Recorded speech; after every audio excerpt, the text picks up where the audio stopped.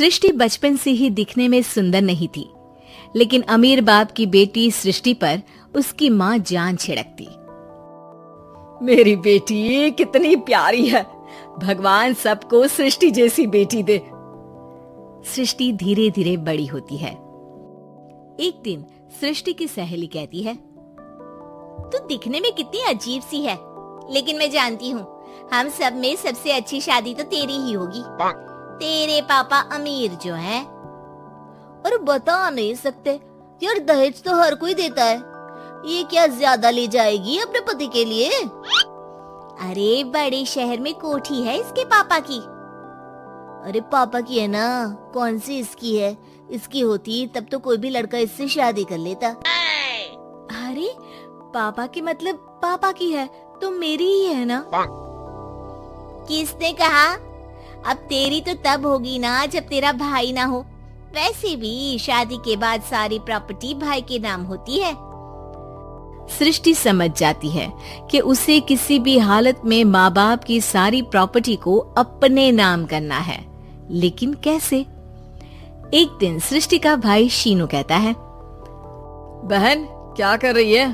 तुझसे एक बात करनी है। अरे हाँ करना, मैं तो तेरी बहन हूँ। बहन मेरी लाइफ में ना एक लड़की है, बहुत अच्छी है।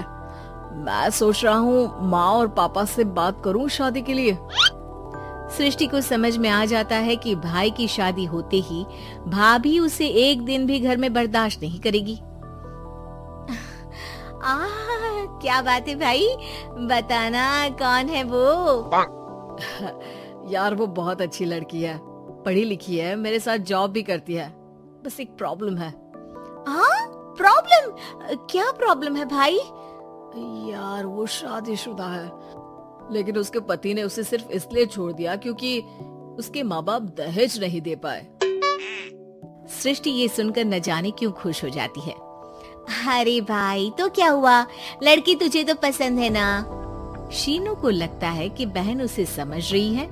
वो इस बात से अनजान होता है कि उसकी बहन की मंशा पूरा घर हड़पने की है।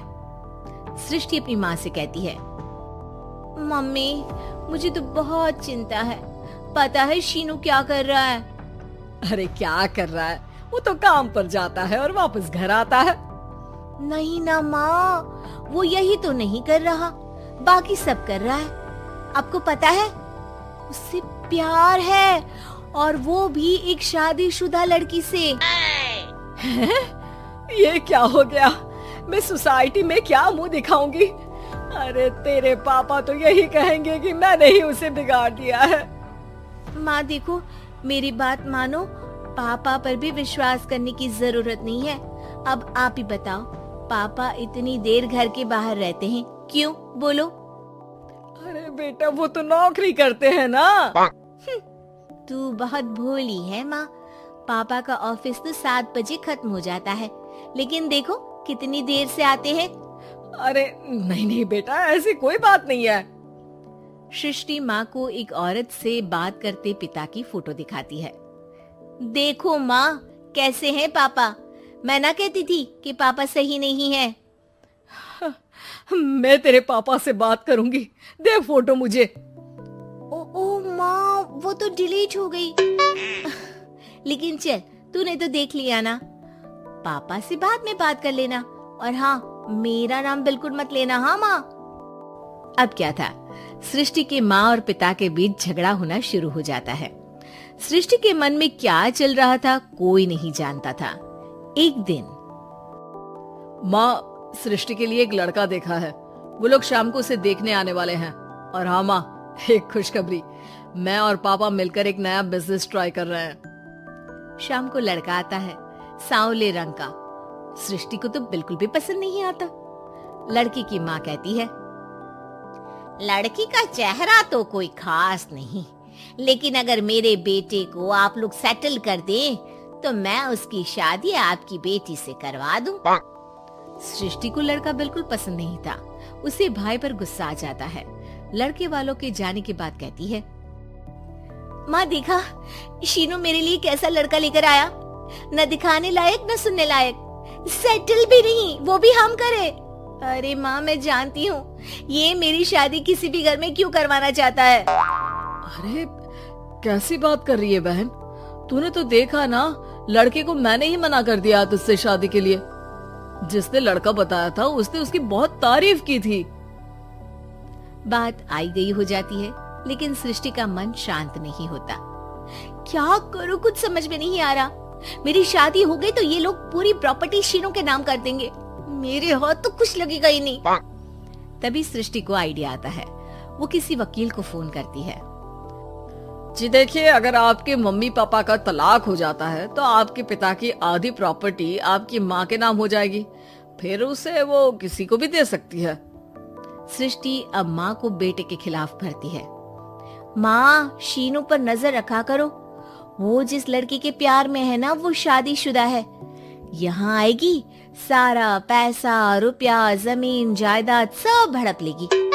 पापा का भी हाल तुमसे छुपा नहीं है। ऐसा ना हो कि मैं और आप एक दिन सड़क पर भीख मांगे। हे भगवान, मैं तो जीते जी मर जाऊंगी अगर ऐसा हो गया तो।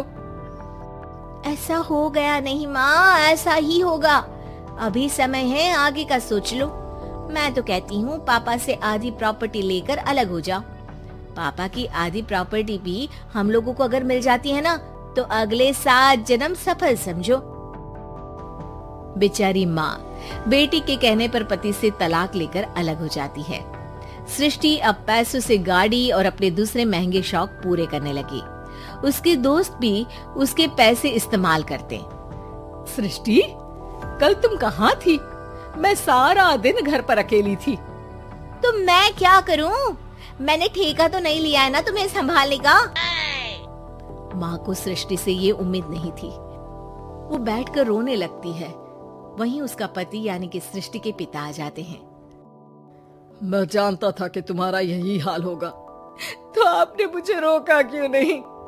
मैं रोकता तो तुम रुकती क्या? सृष्टि के कहने पर तुमने मुझ पर, अपने बेटे पर शक किया, लेकिन तुम ये भूल गई कि कैसे हम दोनों ने मिलकर जीवन में इतना सब खड़ा किया। माँ पति के गले लग जाती है। मुझे माफ कर दीजिए, मैंने आपकी कमाई का एक बड़ा हिस्सा गवा दिया। कोई बात नहीं, तुम साथ हो तो मैं ऐसी 7 प्रॉपर्टी खड़ी कर दूंगा। तभी वहाँ सृष्टि आ जाती है रोते हुए। माँ, मयंक ने मुझे छोड़ दिया। वो बोल रहा था जब तक मेरे पास पैसे थे तब तक ही वो मेरे साथ था। पापा, माँ, मुझे माफ कर दीजिए।